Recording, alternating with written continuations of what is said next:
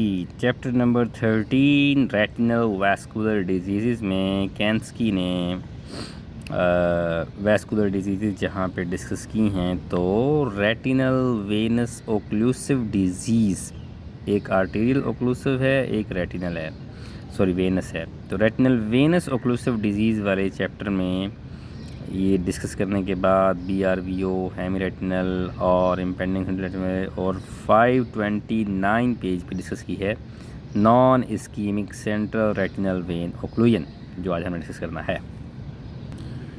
तो non ischemic central retinal vein occlusion में क्या फरमाते हैं जी? Diagnosis: non ischaemic CRVO central retinal vein occlusion sometimes called venous stasis retinopathy के उसमें वेन्स के अंदर जो है ब्लड वो स्टैटिक हो गया है। Also sometime use to describe ocular ischemic syndrome, इसको हम बाद में डिस्कस करेंगे।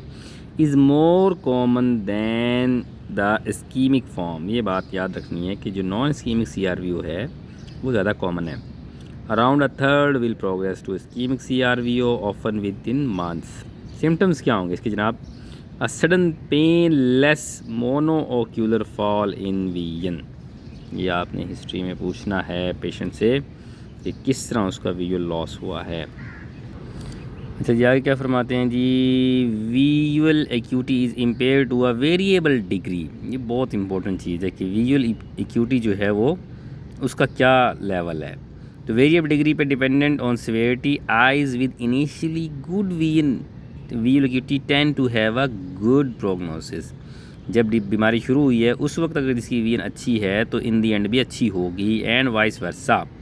तो इसी तरह का ख़राब है तो ख़राब आउटकम होगा। Initial visual acuity in the middle range 630-660 is an unreliable predictor, अगर दरमियान में है तो फिर कुछ नहीं कह सकते कि आउटकम क्या होगा। विजुअल एक्यूटी वर्स दैन 660, अगर 660 ये लफ्ज़ याद कर लें, इससे वर्स है तो commonly indicates that substantial ischemia is present, तो सोच पे आ जाएँ कि इस्कीमिक CRVO हो सकता है। In cases that do not become ischemic, vision returns to normal or near normal in about 50% cases. जो इस्कीमिक नहीं होते तो इन अबाउट 50%, तो उसमें ये है कि जो है वो आहिस्ता आहिस्ता विजन बिल्कुल जो है वो नॉर्मल या नियर नॉर्मल के करीब वापस आ जाती है।